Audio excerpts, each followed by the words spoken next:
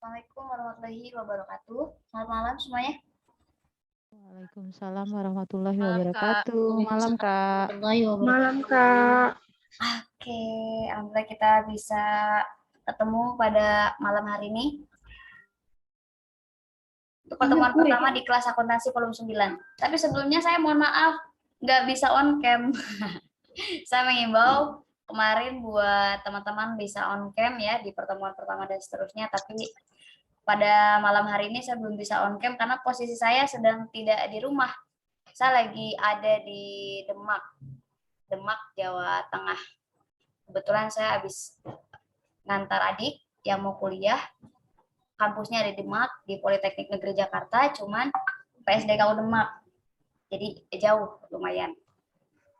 Nah, untuk pertama-tama saya ucapkan terima kasih dan saya ucapkan selamat bergabung untuk teman-teman yang sudah daftar di kelas akuntansi volume 9.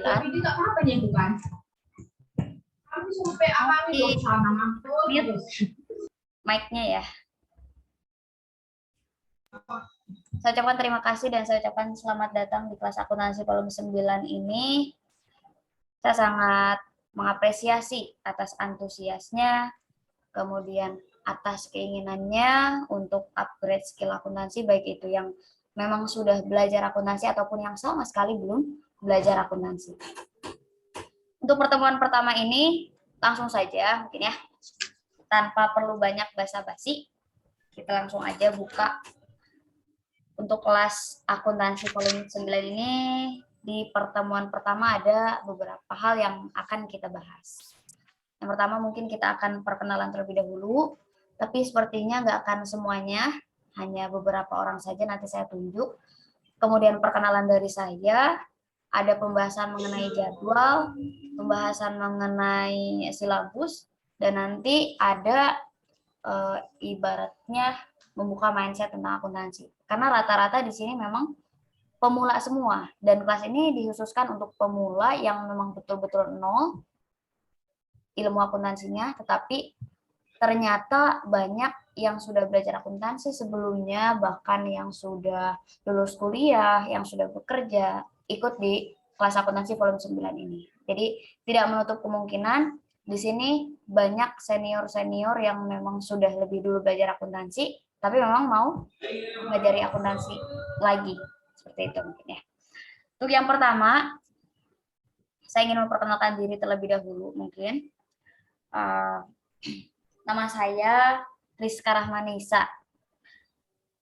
Untuk gelar pertama yang sudah resmi saya dapatkan, ahli madya bidang akuntansi. Karena untuk pendidikan saya yang pertama itu D3 akuntansi kuliahnya di Universitas Garut, Jawa Barat. Kemudian untuk pengalaman mengajar, saya sudah 3 tahun mengajar akuntansi, mulai dari awal tahun 2020 sampai dengan saat ini masih berjalan.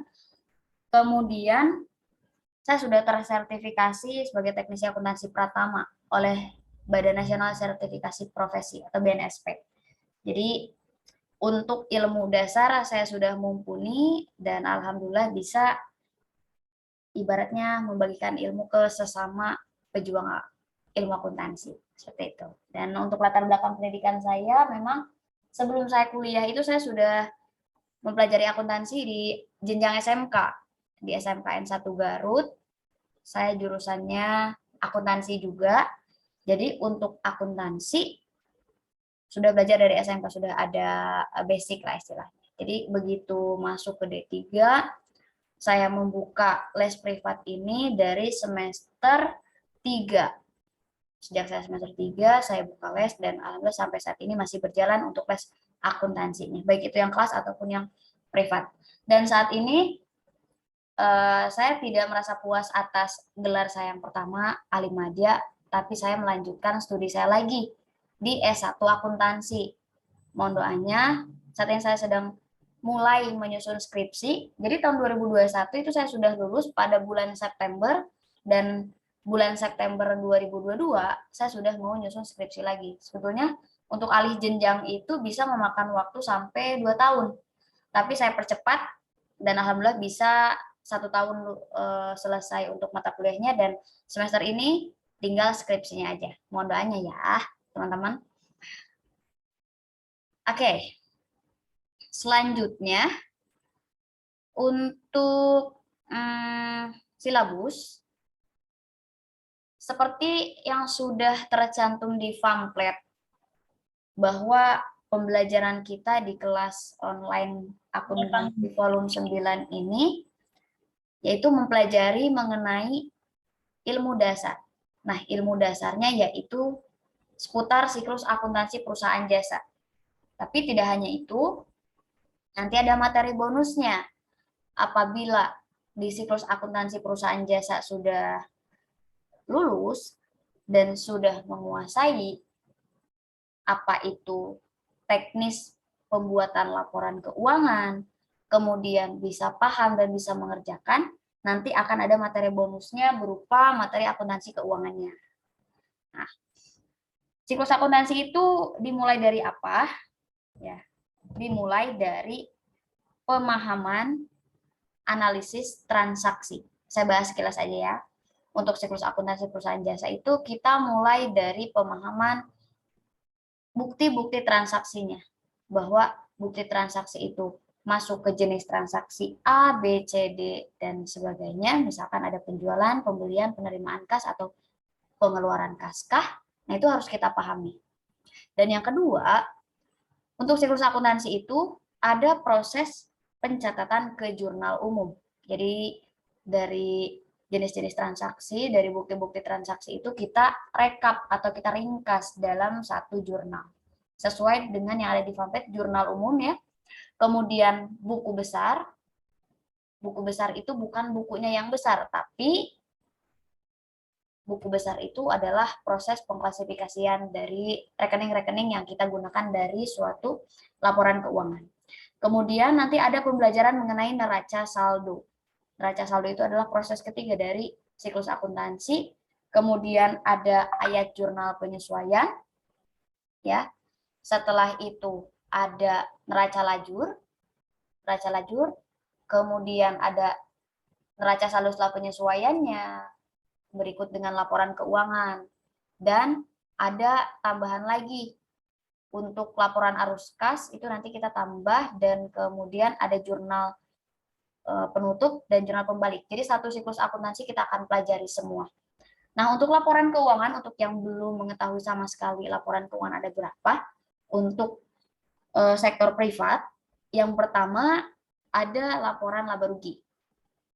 Laporan laba rugi itu laporan yang isinya atau laporan yang memuat mengenai informasi laba atau rugi suatu perusahaan dalam satu periode akuntansi. Periode akuntansi itu ada berapa macam? Pertama, bulanan atau per triwulan, semester, atau tahunan. Nah, itu namanya periode akuntansi. Dan kemudian, laporan keuangan yang kedua yang akan kita pelajari adalah laporan perubahan ekuitas atau laporan perubahan modal ya, sering kita dengar. Yang ketiga, laporan neraca. Jadi antara neraca dengan neraca saldo itu beda.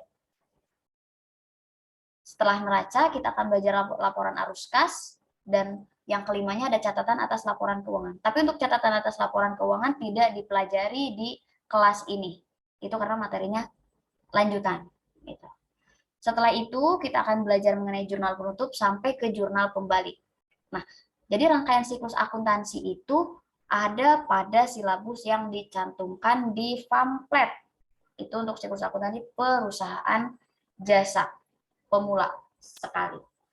Nah, sebelum ke pembahasan selanjutnya, saya mau kenalan dulu sama beberapa orang yang hadir di sini sebagai sampel mungkin ya. Saya mohon izin, saya akan menunjuk 1, 2, 3 atau 5 orang untuk berkenalan. Saya akan tunjuk random ya. Mohon izin Bapak Kamal. Bapak. Ya. Mohon memperkenalkan diri, Pak. Boleh? Assalamualaikum warahmatullahi wabarakatuh. Perkenalkan, nama saya Pak Kamal. Di sini sebenarnya kami ada bertiga, Pak Wahyudi dengan Pak Ito. Cuman kayaknya belum online saya lihat. Oh, baik. Saya betul-betul buta tentang akuntansi. Pak Kamal dari mana, Bapak? Saya dari BSD Tangerang Selatan. Dari BSD Tangerang Selatan. Nah, jadi Betul. teman-teman, kita di sini bukan hanya mahasiswa saja ya, tapi ada ibaratnya rekan kita yang memang usianya di atas kita, jadi kita harus saling menghargai antar peserta. Ya. Nah, kemudian ini sebagai motivasi untuk kita bahwa kita lihat Bapak Kamal yang sudah ibaratnya usianya di atas kita, tapi semangat belajarnya tinggi nih. Iya. Untuk belajar akuntansi. Betul. Ada alasannya kenapa? Kenapa itu, Pak? Karena saya tidak tahu membuat pembukuan di perusahaan saya dan saya diaudit pajak. Baik, berarti berdasarkan kebutuhan yang memang menuntut Betul. Bapak buat belajar akuntansi ya, Pak ya. Apa mau itu tidak mau, apa itu debit, apa itu kredit, saya nggak ngerti sama sekali. Pembukuan baik. Itu apa? Mau tidak mau harus belajar ya, Pak. Ya, kami semua harus belajar. Bertiga nih sebenarnya kami minta belajar. Baik. Dapat kita simpulkan bahwa akuntansi itu tidak serta-merta hanya dipelajari di ruang lingkup kampus saja ternyata, tapi di kehidupan nyata juga, di ruang lingkup pekerjaan kita, ilmu akuntansi dibutuhkan. Apalagi kita generasi-generasi muda yang memang kadang saya juga merasa, saya nggak munafik bahwa ketika saya mempelajari suatu ilmu, kalau nggak ada kebutuhan ya asal-asalan. Nah, itu sebetulnya nggak boleh. Jadi jangan menunggu suatu tuntutan untuk belajar suatu ilmu, tapi persiapkan ilmu itu tersendiri untuk apapun nanti tuntutan yang ada di depan. Seperti itu mungkin ya Pak Kamal. Terima kasih Pak Kamal atas perkenalannya. Ya, sama-sama. Saya sangat senang sekali Bapak bisa bergabung di kelas ini. Mohon ibaratnya diterima nanti ilmu yang saya bagikan mungkin. Amin, ya Allah, amin.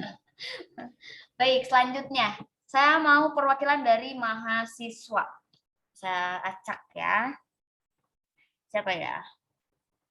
Saya mau Alif. Ada Alif. Alif Suhairi Wijaya. Halo, iya. Assalamualaikum warahmatullahi wabarakatuh. Waalaikumsalam warahmatullahi wabarakatuh. Ya, selamat malam. Izin memperkenalkan diri. Nama saya Alif Suhairi Wijaya. Berasal dari saya ini mahasiswa Universitas Brawijaya dengan prodi S1 Perpajakan. S1 Perpajakan Universitas Brawijaya. Selamat datang Alif. Saya ucapkan. Untuk Alif. Kenapa? Izin. Saya ada pertanyaan. Iya. Tujuan bergabung di kelas akuntansi ini apa nih? Goalnya, goal orientasinya nih. Punya garis finish apa? Pengen tahu lebih dalam lagi perpajakan sih. Soalnya kan saya kan kayak baru masuk itu sekitar 2 minggu kuliah. Jadi kayak belum tahu gambaran akuntansi itu kayak gimana, pembukuan itu seperti apa. Jadi saya kayak pengen tahu lebih dulu lah sebelum matkulnya itu udah ada. Oke, mantap. Berarti curi star dari orang-orang lain ya? Iya, betul. Mantap. Nah ini patut dicontoh nih. Biar apa? Biar nanti tuh pada saat mulai belajar, nggak istilahnya kita ngangong-ngangong gitu kan. Kalau bahasa anak-anak sekarang tuh ngangong-ngangong gitu. Ini orang lain yang dari jurusan, yang dari SMK, yang udah belajar akuntansi, yang udah belajar perpajakan, bisa lebih gercep belajarnya. Nah, kita misalkan yang anak lintas jurusan, yang dari IPA, pasti kalau nggak curi star untuk belajar sebelum masuk kuliah, itu pasti bingung. Ini apa maksudnya? Apalagi di kampus itu memang terbatas pertemuannya ya. Hanya 14 kali pertemuan untuk di kelas, dan 2 lagi pertemuan itu UTS sama UAS. Jadi memang terbatas waktunya, bukan kesalahan kampus. Tapi kita sebagai mahasiswa dituntut untuk proaktif belajar di luar kampus. Itu untuk apa? Untuk kita sendiri kok ilmunya. Nanti nih tadi kebetulan ada yang mau motivasi katanya buat belajar akuntansi. Nah, salah satunya ini. Ketika kita mempunyai suatu tujuan, motivasi itu bakalan terbangun. Seperti Alif barusan. Mau belajar lebih dulu supaya nanti di kelas bisa lancar belajarnya. Terima kasih Alif. Oke. Saya mau dari Ibu Arlieni. Ibu kakak nih. Ibu Kakak atau aja kakak? kakak. Kakak. Oke, silakan kakak. Iya, perkenalkan nama saya Lina Nia. Goal saya untuk ikut training atau les kursus private siklus akuntansi supaya saya lebih dalam lagi tentang pembuatan laporan keuangan karena saya bekerja di bidang perpajakan sampai sekarang, jadi butuh untuk istilahnya untuk analisa laporan keuangannya saya butuh makanya saya ikut les ini gitu. Tapi kalau Khusus private akuntansi. untuk penyusunan laporan keuangan, kakak udah paham? Saya paham, cuman sekilas. Cuman kan kalau ada jurnal itu, apalagi jurnal penyesuaian, terutama yang saya masih agak bingung. Oh, udah berapa tahun kak bekerja di bidang akunting dan perpajakan? Dari 2008. Dari 2000? Dari 2008. Oh, berarti udah mateng ya.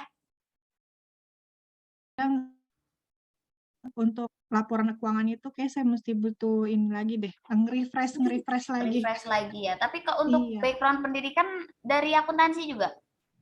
Iya, saya S1 akuntan, D3-nya saya manajemen perpajakan di Tarumanegara. Tarumanegara. Terus S1-nya saya Mercubuana.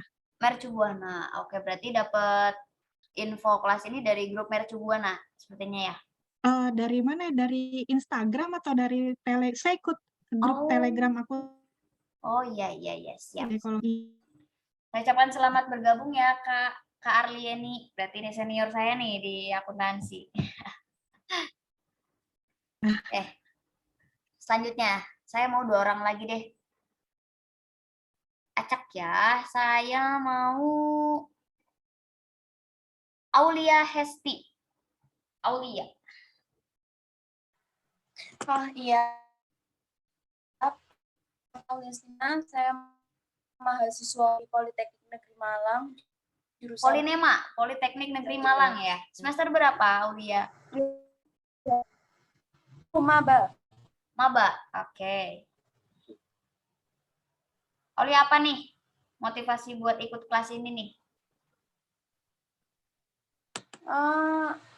Buat ini aja sih, buat kayak karena waktu SMA dulu kayak belum paham soal akuntansi, jadi takutnya nanti kan nggak bisa ngejar, jadi Oke, takut nggak bisa Iya. ngejar. Jurusannya dulu apa? Pas sekolah? IPS. IPS. Oke, walaupun IPS tapi tetap ya harus belajar lebih dalam lagi, apalagi yang lintas jurusan yang dari IPA. Terima kasih Aulia dari Polinema, Politeknik Negeri Malang. Satu lagi. Saya mau cowok A. Asep Firmansyah. Kak Asep, Kak Asep. Iya, Pak. Maaf sebelumnya karena kameranya gangguan, saya tidak bisa on cam ya, Kak. Oke, nggak apa-apa, Kak. Iya, sebelumnya perkenalkan nama saya Asep Firmansyah dan sekarang saya sedang menjalani pendidikan di salah satu universitas di Semarang, yaitu Universitas Semarang, mengambil prodi akuntansi. Prodi akuntansi, wah bisa meet up nih besok saya ke Semarang. Iya. Asep. Oke. Di Politeknik atau Universitas Semarang? Barusan tuh. Universitas Negeri Semarang, Kak. UNES. UNESA ya? Iya. UNESA, oke. Oke, selamat bergabung, Asep. Ya, selamat bergabung juga Kak. Baik, saya ucapkan untuk semuanya dikumkan ya, dari A sampai Z. Untuk semuanya saya ucapkan selamat bergabung di kelas akuntansi kolom 9 ini. Mudah-mudahan dari pertemuan pertama sampai pertemuan terakhir nanti, 30 kali pertemuan, bisa mengikuti. Adapun nanti yang tidak mengikuti atau berhalangan hadir, itu bisa menonton recordnya. Nanti akan dikirimkan hasil recordingnya atau rekamannya dari setelah selesai pembelajaran. Jadi nggak perlu khawatir apabila ada kendala atau ada halangan untuk hadir, itu bisa lihat rekamannya. Nah, selanjutnya, ini mohon maaf saya nggak bisa perkenalan satu persatu karena banyak. Kita akan pembahasan untuk jadwal, fiksasi jadwal. Untuk jadwal yang sudah saya tetapkan pada saat awal-awal pendaftaran, teman-teman semua daftar, ketika nanya jadwal sudah ditetapkan ya, bahwa jadwalnya itu hari Jumat dan Minggu, jamnya tetap sama, jam 19.30 waktu Indonesia Barat. Nah, untuk Jumat itu kita pembelajarannya adalah pembelajaran mengenai siklus akuntansi. Tapi untuk hari Minggu itu pembelajarannya mengenai materi yang bonus untuk akuntansi keuangan. Jadi untuk siklus akuntansi maju, untuk yang hari Minggu pun tetap maju. Nah, dalam 15 kali pertemuan itu teman-teman semua bakalan mendapatkan 2 materi sekaligus. Nanti untuk akuntansi keuangan diantaranya belajar mengenai rekonsiliasi bank. Ada pembahasan mengenai kas kecilnya, tentang piutangnya, tentang utangnya, dan masih ada lagi materi-materi lainnya. Jadi selain siklus akuntansi yang kita pelajari, ada materi khususnya terkait rekening-rekening akun yang memang sebagai misalkan kita ada di semester minimal lulusan S1 lah. Minimal lulusan S1 harus bisa membuat laporan keuangan, harus bisa membaca, harus bisa menganalisis berikut dengan perhitungan-perhitungan yang berkaitan dengan kas minimal itu. Jadi goal orientasi dari kelas akuntansi ini ada core-nya di situ. Laporan keuangan dan rekening-rekening akun yang kas minimal, kas dan utang maupun piutang gitu ya. Jadi untuk jadwal, apakah sepakat di Jumat dan Minggu jam 7:30 malam waktu Indonesia Barat semuanya? Sepakat. Sepakat. Sepakat. Tujuh lah. Oke, ada yang nggak bisa ikutan di salah satu hari ini? Jumatnya jam berapa? Jam 19.30. Jumatnya jam 7:30 malam, Pak. Naon atau bisa Oke, siap. orang sudah mah bisa wae lah. Ah, mantap. Hayu atuh. Gitu ya, Pak.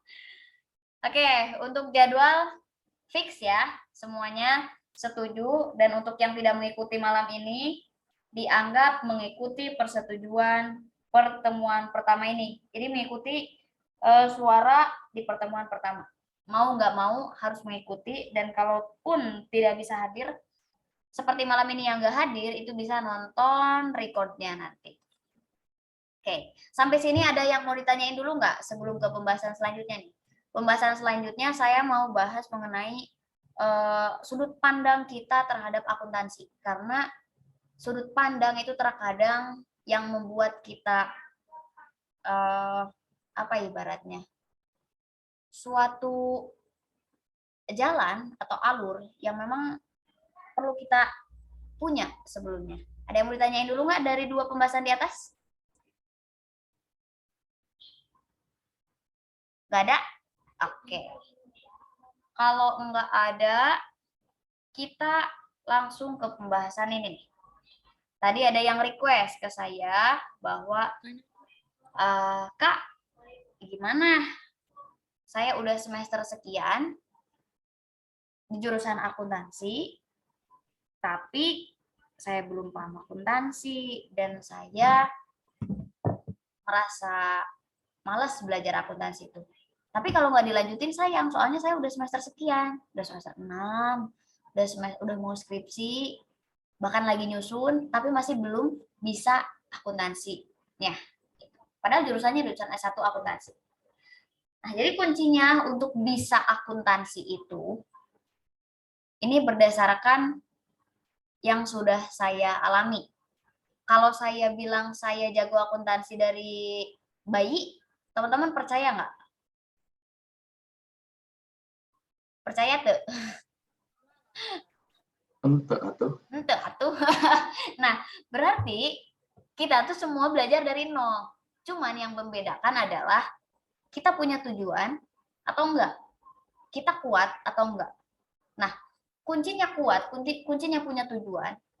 Kita harus tahu dulu. Pertama, ini langsung ke teknis ya. Harus tahu nama-nama akun. Akun itu apa? Akun itu adalah rekening yang kita gunakan dalam suatu laporan keuangan. Jadi kalau di kelompok malah kita kan di kuliah tuh suka ada tugas kelompok. Kelompok A, kelompok B, C, D, 1 sampai 5 lah misalkan. Nah, kelompok akun itu ibaratnya kelompok di kelas, kelompok belajar di kelas. Ada kelas A, B, C, D, E misalkan. Nah, untuk nama-nama akun itu anggotanya, anggota dari kelas A, B, C, D, E tersebut. Dari nama-nama akun ini, kalau kita udah tahu, kita udah paham penggunaannya, kita bakalan bisa. Untuk apa? Untuk menyusun laporan keuangan. Nanti korelasinya kemana nih? Korelasinya adalah yang namanya laporan keuangan, kita tidak mungkin mencantumkan nama transaksi. Misalkan beli peralatan. Kita nggak bisa mencantumkan beli peralatan sekian, nggak bisa. Tapi harus diwakilkan dengan rekening atau nama akun. Nah, jadi sekali lagi, penghafalan atau pemahaman penggunaan akun itu digunakan ketika kita menyusun siklus akuntansi tadi.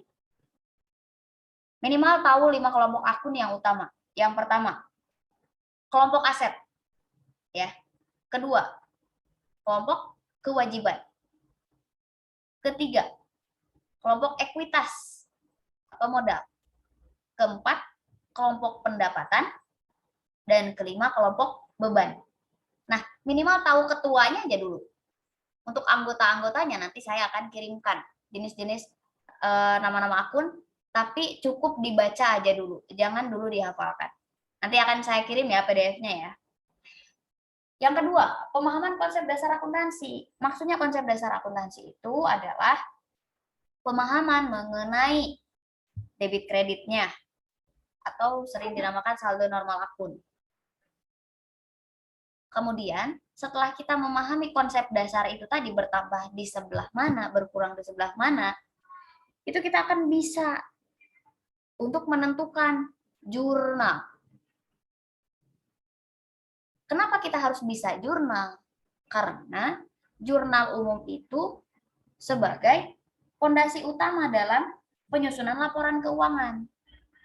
Tanpa jurnal umum tidak akan tercipta sebuah laporan keuangan.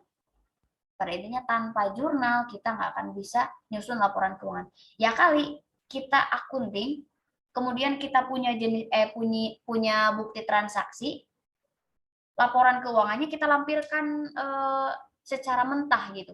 Bukti transaksinya kan nggak mungkin.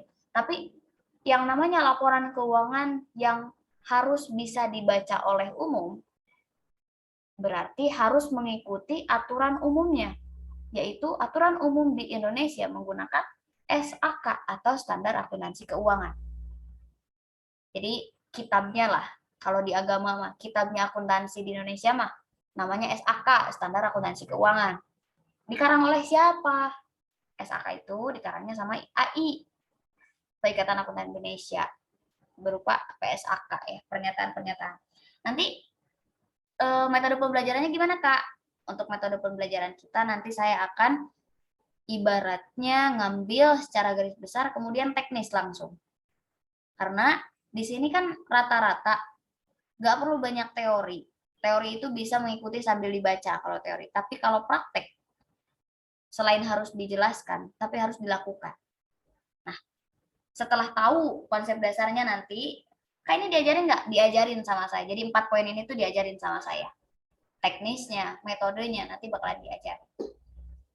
Cara cepatnya juga nanti diajarin. Jadi nggak perlu khawatir. Pokoknya teman-teman kosongkan dulu pikirannya meskipun udah pernah belajar. Jangan ngerasa udah pernah belajar. Tapi ketika masuk ke kelas akuntansi volume 9, artinya kita semua belajar dari nol lagi. Ya. Yang ketiga sekarang. Ketiga itu paham siklus akuntansi. Minimal tahu rangkaiannya atau hafal rangkaiannya. Jangan sampai tahapan pertama, kedua, ketiga itu bisa kebalik. Nggak boleh kayak gitu.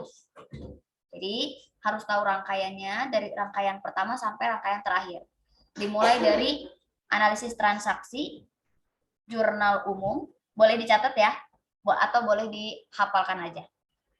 Analisis transaksi, posting jurnal umum, posting buku besar, menyusun neraca saldo, kemudian menyusun jurnal penyesuaian, terus menyusun neraca lajur. Untuk neraca lajur atau kertas kerja itu sifatnya opsional. Jadi opsional tuh boleh ada, boleh tidak. Tapi kalau ada itu sangat membantu. Ini untuk yang manual ya, kita tidak berbicara akuntansi by system atau by aplikasi, tidak. Ini untuk manual. Setelah neraca lajur, kita akan menyusun yang namanya 5 laporan keuangan. 4 berarti kalau yang kita pelajari. 1, laporan laba rugi. 2, laporan perubahan ekuitas. 3, laporan neraca. 4, laporan arus kas. 4 laporan keuangan itu akan kita pelajari di kelas ini. Kemudian setelah 4 laporan keuangan itu ada jurnal penutup dan terakhir jurnal pembalik. Itu rangkaian dari siklus akuntansi. Minimal hafal dulu rangkaiannya. Kapankah dihafalnya? Nanti setelah kita masuk materi. Untuk pertemuan pertama ini belum ada materi. Baru cerita-cerita aja. Kemudian poin yang keempatnya adalah sering latihan. Percuma. Saya katakan percuma. Apabila seseorang yang sudah mempelajari ini, poin pertama, poin kedua, poin ketiga, ibaratnya udah tahu lah, udah hafal, udah bisa. Tapi kalau nggak dipakai ilmunya, itu pasti lupa. Tanyain aja ke kakak-kakak tingkat kalian yang nggak belajar, yang sudah belajar akuntansi, yang sudah lulus di S1 akuntansi, kemudian ilmu akuntansinya nggak dipakai, pasti lupa. Boleh dibuktikan, tapi jangan sampailah kita mah. Karena kalau kita punya tujuan yang memang betul-betul harus belajar di akuntansi itu dengan serius, minimal kita bisa.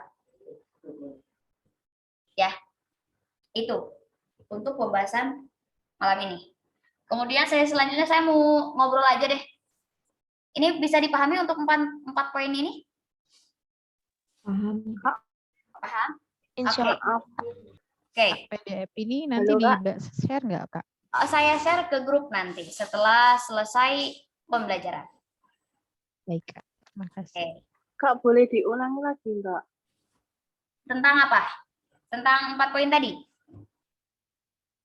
Tadi yang di nomor 3 tadi, yang siklus tadi, ketinggalan. Siklus Tadi kan akuntansi. ada posting apa-apa gitu. Oke. Saya ulang pelan-pelan ya.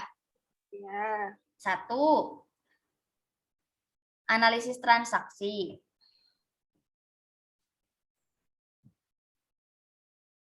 2.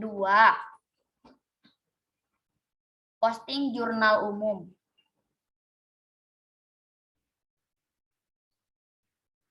3. Posting buku besar atau menyusun buku besar.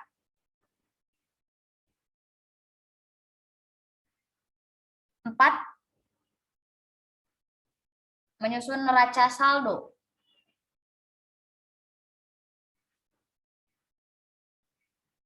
5. Penyusunan neraca lajur.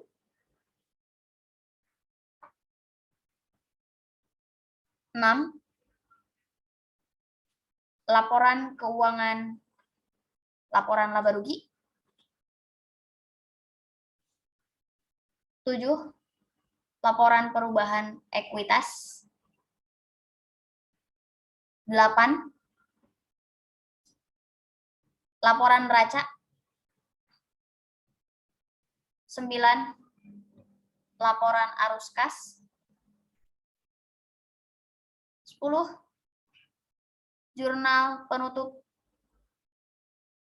11 jurnal pembalik. Sudah semua? Dah, oke. Nah, 11 apa Kak? Yang 11 sudah. Terima kasih Kak. Oke, sama-sama. Baik. Dari pembahasan 3 poin tadi dari jadwal, kemudian silabus, dan tadi kunci sukses, ada yang mau ditanyakan dulu nggak? Kita di pertemuan pertama ini belum masuk ke materi, tapi kita lebih ke ngobrol. Boleh mencurahkan keluhan-keluhan kalian pada saat pembelajaran akuntansi, kendalanya apa, kemudian hal-hal yang sering dialami dalam masa belajar akuntansi itu gimana, boleh, nggak perlu malu. Nanti kita cari bareng-bareng solusinya. Sok, siapa? Cung? Kak, izin bertanya. Boleh. Silakan memperkenalkan diri. Perkenalkan, nama saya Zahratul Fadilah, mahasiswa Prodi Akuntansi tahun 2021, angkatan 2021. Kak, izin bertanya, itu tadi kan mengenai siklus akuntansi kan ada yang namanya jurnal pembalik. Iya. Letak jurnal pembalik setelah neraca saldo penutup atau sebelum? Kalau untuk jurnal pembalik itu setelah neraca saldo penutup. Jadi setelah jurnal penutup itu kita susun buku besarnya lagi, kemudian penyusunan neraca saldo setelah penutup, lalu jurnal pembalik. Jadi tadi tidak disebutkan, tapi kalau secara teknis nanti kita bakal pelajari untuk teknis tersebut. Gitu. Berarti setelah jurnal penutup itu nanti buku besar lagi Ya. yang ditutup, habis itu neraca saldo penutup baru jurnal pembalik. Betul, seperti itu. Baik Kak, terima kasih. Sama-sama. Ada lagi yang ingin bertanya? Halo Kak, izin bertanya. Boleh, siapa? Perkenalkan, nama saya Suci, mahasiswa manajemen semester 7 dari Universitas Terbuka Surabaya. Kak, izin bertanya, Boleh. apa perbedaan dari, kalau tadi di awal kan perusahaan jasa, Iya. kalau perusahaan jasa itu apa bedanya sama perusahaan dagang, Kak? Oke. Kalau dari segi kegiatan, perusahaan jasa dengan perusahaan dagang, bedanya adalah di perusahaan jasa kita menjual pelayanan atau jasa, atau ibaratnya keilmuan kita kalau di jasa, kayak servis, konsultan, bengkel, itu jasa. Tapi kalau dagang itu kegiatannya adalah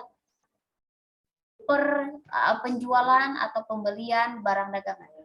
Jadi untuk kegiatan itu sudah beda. Kalau di jasa tenaga, tapi kalau di perusahaan dagang itu jualan barang, jual beli barang. Kalau dari segi laporan keuangan, di laporan perusahaan jasa itu tidak ada laporan HPP atau harga pokok penjualan. Tapi kalau di perusahaan dagang itu ada untuk HPP-nya. Yang paling signifikan adalah dari pencatatan HPP, harga pokok penjualan, yang ada di perusahaan dagang. Seperti itu perbedaannya. Ada lagi? Saya boleh bertanya, Kak? Boleh. Perkenalkan, saya Muhammad Widian dari Universitas Telkom, jurusan saya hendak berkuliah saat bulan September ini. Nah, tadi Kakak menyebutkan di laporan laba itu ada sektor, itu masuk ke sektor privat. Maksud sektor itu apa ya? Oke, maksud saya sektor privat itu ya perusahaan. Jadi laporan keuangan perusahaan dengan laporan keuangan pemerintahan itu berbeda. Itu maksud saya. Jadi sektor privat itu yang 5 laporan keuangannya. Tapi kalau di sektor pemerintahan itu beda lagi. Tidak ada laporan laba rugi kalau di sektor pemerintahan. Adanya laporan operasional, LRA, laporan realisasi anggaran. Nah, kayak gitu-gitu. Itu maksud saya. Jadi sektor privat itu adalah perusahaan, kalau pemerintahan ya instansi pemerintah. Begitu. Ya sudah Kak, mengerti. Oke. Ada lagi yang lain yang mau bertanya? Bertanya Kak. Boleh. Perkenalkan saya Saiful. Saiful, oke Pak Saiful Bahari. Iya. Kebetulan kan saya bergerak bidang perdagangan tuh Kak. Itu perbedaannya nanti di mananya Kak selain HPP itu Kak? Kalau kita kan memang ada HPP-nya. Implementasi nanti di kitab pembukuannya penambahannya di apanya Kak? Ada di jurnal juga. Kalau di perusahaan dagang itu jurnalnya selain jurnal umum ada jurnal khususnya. Kemudian kalau misalkan ada pencatatan mengenai kas kecil atau ada kas yang memang dialokasikan untuk dana kas kecil, itu ada pemisahannya juga. Jadi kas besar atau cash in bank dengan dana kas kecil itu dicatatnya berbeda. Kemudian selain itu dari segi pencatatan laporan keuangan laba ruginya, itu kita harus menghitung HPP-nya. Selain laporan HPP, tapi kita harus memperhitungkan HPP-nya juga di laporan keuangannya. Seperti itu, Pak. Oh iya, baik Kak. Terima kasih Kak. Iya, sama-sama Pak. Ada lagi yang lain? Mohon maaf Kak, izin bertanya sekali lagi. Boleh. Kalau untuk perusahaan dagang sama perusahaan jasa, kalau untuk perusahaan manufaktur itu termasuk jasa atau dagang Kak? Kalau untuk manufaktur, beda lagi. Jadi jenis perusahaan itu ada 3. Jasa, dagang, sama manufaktur. Dari segi kegiatannya, kalau manufaktur itu mengolah barang mentah menjadi barang jadi. Misalkan, KHTEK mengolah bahan untuk pembuatan benang, kemudian diolah menjadi bahan setengah jadinya, diolah lagi menjadi barang jadi benang. Seperti itu contohnya. Atau yang paling mudah kita temui, tukang gorengan lah. Kalau skalanya besar itu bisa jadi perusahaan. Gorengan, bahan mentahnya adalah terigu misalkan. Dan tahu misalkan, untuk gorengan tahu. Kemudian diolah menjadi barang setengah jadi itu. Jadi adonan. Kayak terigunya udah cair buat siap digoreng. Kemudian tahunya udah diisi, itu barang setengah jadi. Kenapa dikatakan barang setengah jadi atau bahan setengah jadi? Karena belum bisa dikonsumsi, karena masih mentah. Nanti ada pengolahan lagi menjadi barang jadi, yaitu antara tahu dengan bahan adonan gorengan itu dicampurkan dan akhirnya digoreng, lalu menjadilah gorengan. Contohnya seperti itu. Berarti untuk perusahaan konstruksi atau perumahan gitu berarti termasuk manufaktur atau dagang ya Kak? Karena kan kalau konstruksi itu dia kayak mengolah juga perumahan atau untuk konstruksi, perusahaan konstruksi membangun rumah terus menjual rumah itu bagaimana ya Kak? Ada 2 kegiatan di situ. Ada membuat, ada menjual. Termasuk perusahaan apakah itu? Masuk dua-duanya. Kenapa? Karena mempunyai 2 kegiatan. Dan laporan keuangan yang disajikannya pun itu ada 2. Untuk penjualan barang berbeda. Untuk rekonstruksi atau konstruksi atau untuk pembangunan rumah itu berbeda lagi laporan keuangannya. Jadi menyajikan 2 laporan keuangan, baik itu dari segi penjualan dan pada saat pembangunan, seperti itu. Contohnya terima kasih Kak. Oke, misalkan ini nih, kayak Alfamart lah. Alfamart kan punya produk sendiri juga, kemudian menjual barang orang lain. Itu bisa dikatakan perusahaan dagang dan manufaktur. Manufakturnya apa? Ketika Alfamart mengolah sendiri produknya, kemudian menjadi barang yang siap untuk dijual. Kemudian Alfamart menjual tuh barang tersebut di store-nya, di tokonya. Nah, itu nanti laporan keuangannya berbeda pada saat produksi dan pada saat penjualan. Seperti itu. Suci Cuamiros. Gimana bacanya? Bener nggak? Gitu ya? Iya Kak, terima kasih Kak. Sama-sama. Ada lagi dari yang lain? Maaf Kak, mau tanya. Boleh. izin bertanya, kan saya kan kerja di pemerintah. Oke. Ini nanti akuntansi pemerintahan kan berbeda. Ini nanti bakal dijelasin nggak ya tentang akuntansi pemerintahan gitu? Oke. Kalau untuk akuntansi pemerintahan tidak termasuk di kelas ini, itu masuknya materi lanjutan. Seperti yang sudah tercantum di pamflet bahwa untuk kelas ini belajarnya mengenai dasar, yaitu siklus akuntansi perusahaan jasa. Tapi akuntansi pemerintahan tanpa pembelajaran siklus akuntansi perusahaan jasa itu nggak akan bisa, karena di kampus pun dasarnya memang pengantar 1 atau pengantar akuntansi 1 di siklus akuntansi perusahaan jasa, pengantar akuntansi 2-nya siklus akuntansi perusahaan dagang. Seperti itu. Kak Diana udah berapa lama di pemerintahan, Kak? Urusan. Di pemerintahan? Ya. Itu kelas lanjutannya sudah buka belum? Kalau untuk kelas lanjutannya itu privat. Nggak ada kelasnya, Kak. Kalau untuk lanjutannya. Jadi yang kelas itu memang dasarnya aja. Kenapa yang materi-materi lanjutan tidak dikelaskan? Karena itu memang membutuhkan pembahasan yang detail dan harus intens juga gitu diskusinya. Tidak hanya di dalam kelas atau pada saat meeting, tapi di luar pertemuan juga kalau misalnya ada yang mau ditanyakan boleh. Seperti itu. Jadi masuknya ke privat, Kak. Oh gitu, berarti ada kelas privatnya juga ya? Ada. Untuk privatnya ada. Nah, kalau misalkan untuk privat itu boleh request materi apa aja. Dari semester 1 sampai terakhir 8, bahkan yang S2 pun ada yang belajar akuntansi di saya. Kemudian yang kebetulan pejabat dinas juga, salah satu dinas juga. Dan beliau itu orang Papua, jauh-jauh. Orang Papua, tapi belajar privat sama orang Garut, online lagi. Gitu. Jadi ada privatnya begitu, Kak. Kalau kelas privat itu berapa pertemuan? Kalau kelas privat, kalau bukan kelas, tapi untuk privat itu ada paketnya. Itu belakang layar aja lah, Kak.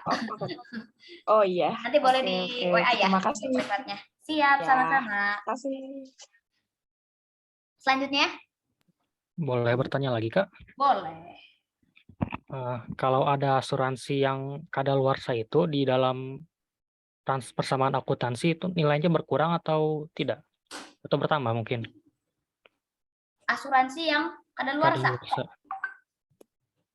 Itu nanti ada penyesuaiannya. Ibaratkan asuransi yang misalkan kita bayar asuransi untuk 1 tahun dan sudah terpakai misalkan 3 bulan. Nah, itu nanti ada penyesuaian. Yang sudah kadaluarsa berapa, yang masih aktif berapa. Seperti itu, Kak. Makanya ada jurnal penyesuaian itu untuk menghitung hal-hal yang sifatnya akrual. Jadi akun-akun akrual. Karena di sektor privat itu kita menggunakan basis akrual pelaporannya. Sistem laporan keuangannya seperti itu, Kak Widya. Luarsa itu apakah akan mengurangi asuransi bayar, Kak? Misalkan setahun. Bagaimana, Kak? Apakah asuransi yang kadaluarsa itu akan mengurangi asuransi yang udah dibayar di muka selama setahun? Tentunya iya, karena kan sudah kadaluarsa. Oh iya. Terima kasih, Kak, atas jawabannya. Oke, sama-sama. Kak Ada izin lagi? bertanya dong. Boleh. Tadi kan di siklus akuntansi kan ada disebut perubahan laporan ekuitas ya. Nah, itu ada berapa macam ya, Kak, kalau buat perubahan ekuitas itu ya, Kak? Kan ini saya juga lagi belajar cost of equity. Itu gimana ya, Kak? Dipelajari nggak, Kak, di kelas ini? Maksudnya bagaimana, Bu? Yang cost of equity. Kan kita kan di laporan perubahan ekuitas itu kan ada nih di poin 7 ya. Itu juga dipelajarin nggak di sini, maksudnya dijelaskan? Equity, tidak. Untuk di kelas ini kita belajarnya hanya dari segi perhitungan dasar aja, kayak modal awal ditambah dengan laba atau dikurang rugi, dikurangi dividen. Hanya sebatas itu saja karena ini kelasnya pemula. Seperti itu. Jadi belum nyampe ke situ, Bu. Oh, berarti nggak belajar cost of equity-nya enggak ya? Tidak. Tapi kalau mau belajar bareng saya mengenai cost of equity, boleh. Privat, tapi seperti itu, Ibu. Oke. Ayo deh kalau gitu. Thank you ya, Kak. Iya, sama-sama. Ada lagi? Coba yang maba-maba, Cung. Maba-maba unyu-unyu. Kak, mau bertanya dong, Kak. Boleh. Kalau misalnya perusahaan keuangan yang bergerak di kayak koperasi nih, ngasih modal ke para nasabah, itu masuknya ke penjualan atau jasa? Kalau di koperasi itu punya akunnya tersendiri, ada akuntansi koperasinya, ada perhitungan laporan keuangannya, beda lagi kalau untuk perusahaan jasa, jadi punya akunnya tersendiri deh. Kebetulan saya nggak expert di bidang akuntansi koperasi, tapi kalau dari segi apa namanya tuh pemberian modal itu masuknya ke pemberian pinjaman.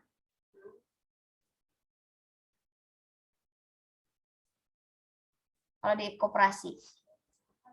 Siapa tadi yang bertanya tuh? Elizabeth ya?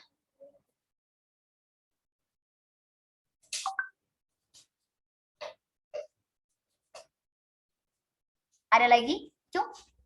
Daniar? Raise hand bergerak.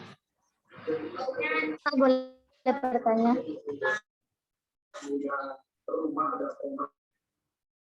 Apa lagi yang mau bertanya? Saya, Kak. Boleh, silakan. Perkenalkan, nama saya Eti Prastia. Saya mahasiswa baru dari Universitas Terbuka Semarang.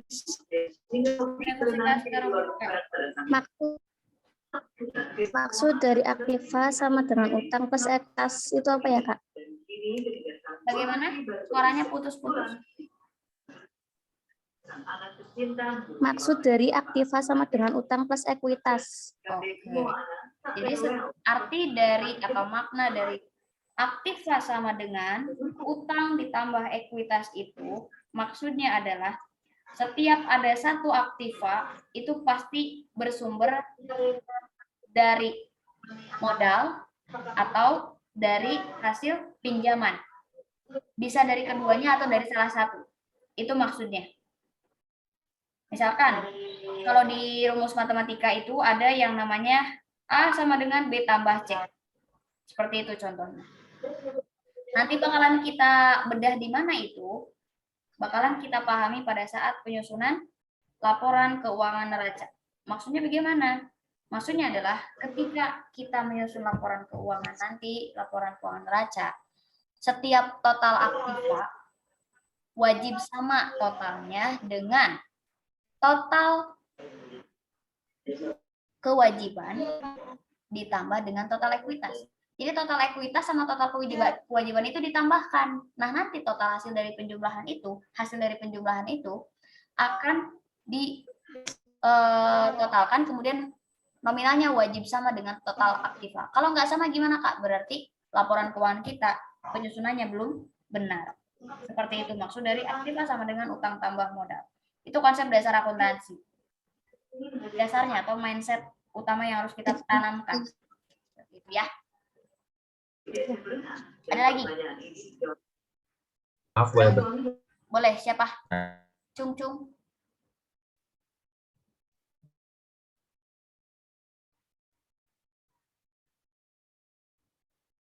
Siapa lagi, Cung? Saya Kak M. Saiful. Boleh. Kak Saiful. Ya Kak, mau nanya. Nanti kan kita kan di sini kan belajar tentang dasar-dasar awal belajar akuntansi. Nanti Zoom itu bakal dikasih kayak PDF file dasar belajarannya enggak, Kak? Bagaimana? Boleh diulang? Ya, nanti kan kita kan belajar akuntansi ini dasar. Ya. Nah, setiap beres Zoom itu nanti bakal ada apa gitu buat ininya, dasarnya gitu. Bakalan dikasih dasarnya dari nol, kemudian bakalan dikasih pemahamannya, materinya, teknis untuk penerapannya itu dikasih. Kemudian cara cepatnya juga dikasih. Rata-rata kalau yang sudah di kelas-kelas ini tuh, di kelas-kelas akuntansi yang volume-volume sebelumnya, volume 1 sampai volume 8, itu kan rata-rata belum pada memahami ya. Nol banget. Nah, di kelas ini bukan kita, tapi teman-teman semuanya nanti bakalan diajarin dari materinya, kemudian cara perhitungannya, bahkan sampai ke trik khusus untuk cara cepat kita bisa paham itu gimana, nanti bakalan saya ajarin ke teman-teman semuanya yang memang betul-betul nol. Seperti itu. Ya Kak, berarti terima kasih ya Kak ya.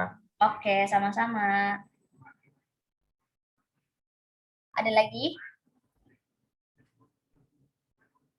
Kak mau bertanya sekali lagi ya Kak. Oke. Kan tadi Kakak bilang kalau misalnya kalau koperasi itu kan pakai sistem tersendiri ya. Iya. Tapi kayak keuangan ruginya enggak? Gimana? Kalau di koperasi itu dia ada laporan kayak keuangan laba rugi enggak? Kalau di laporan koperasi itu namanya bukan laporan laba rugi, tapi sisa hasil usaha namanya tuh. SHU, ada laporan SHU. Kalau SHU itu kan kalau di perusahaan namanya laba ya. Tapi kalau di koperasi namanya laporan SHU atau sisa hasil usaha. Seperti itu, Elizabeth.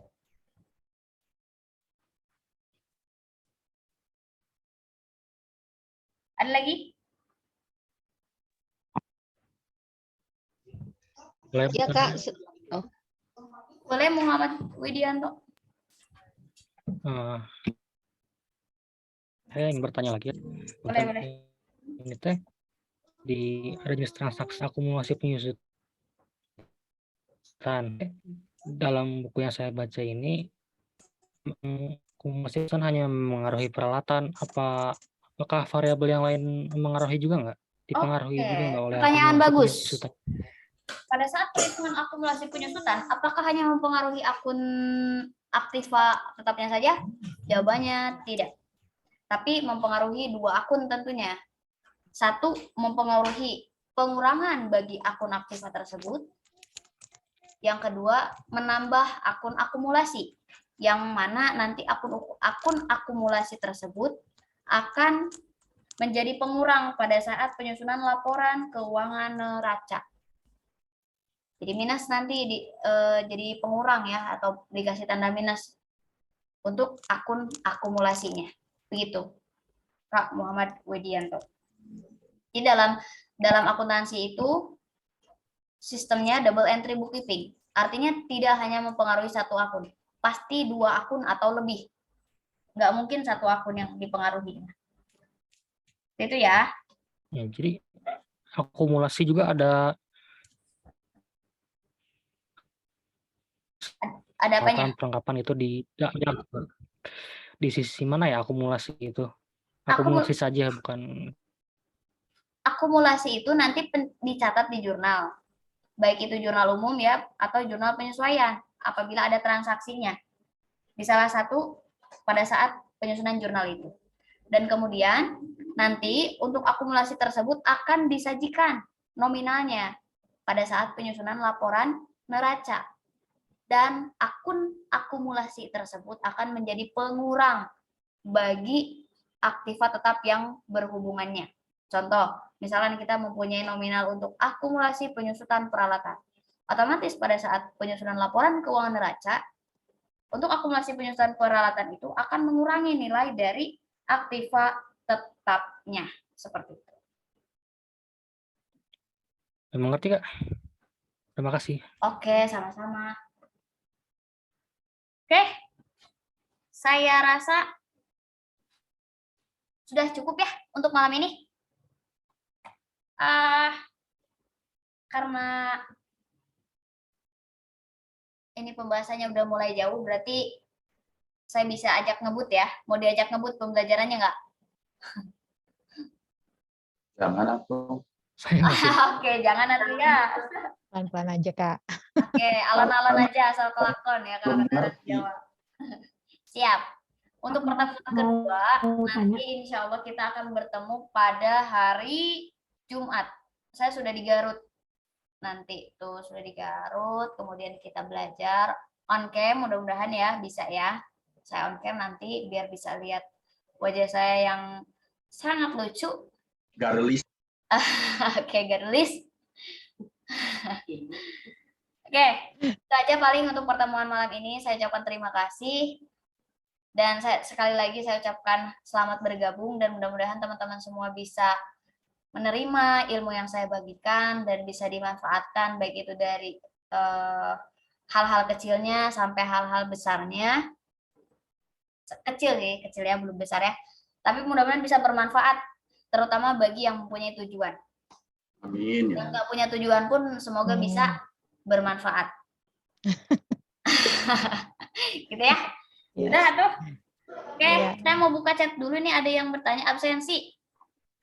Absensi, saya nggak ada absensi karena kebanyakan, tapi yang terpenting mah teman-teman jujur aja lah terhadap absensinya. Kalau hadir hadir, kalau enggak gitu. Kalau nggak bisa hadir mohon konfirmasi ke saya secara personal ya supaya diketahui gitu ketidakhadirannya kenapa.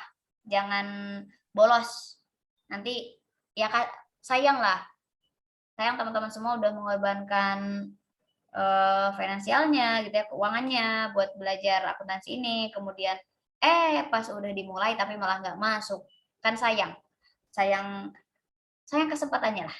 Kesempatan tuh nggak bisa kita tunggu dan nggak bisa kita dapatkan 2 kali. Di volume-volume selanjutnya belum pasti kita bisa ikut atau enggak.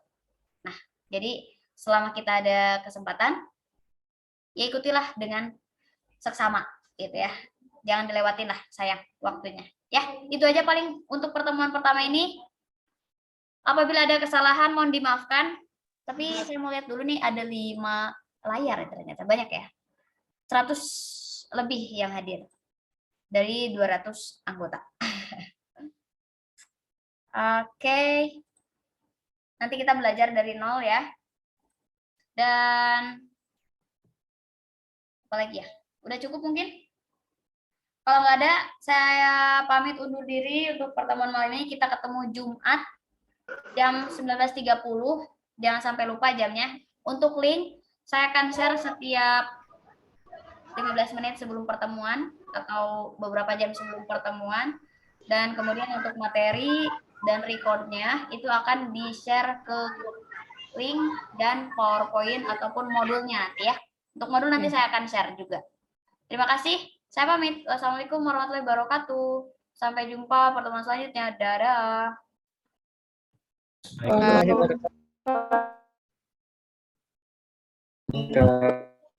Oke. Sama-sama. Izin live ya, Kak. Boleh.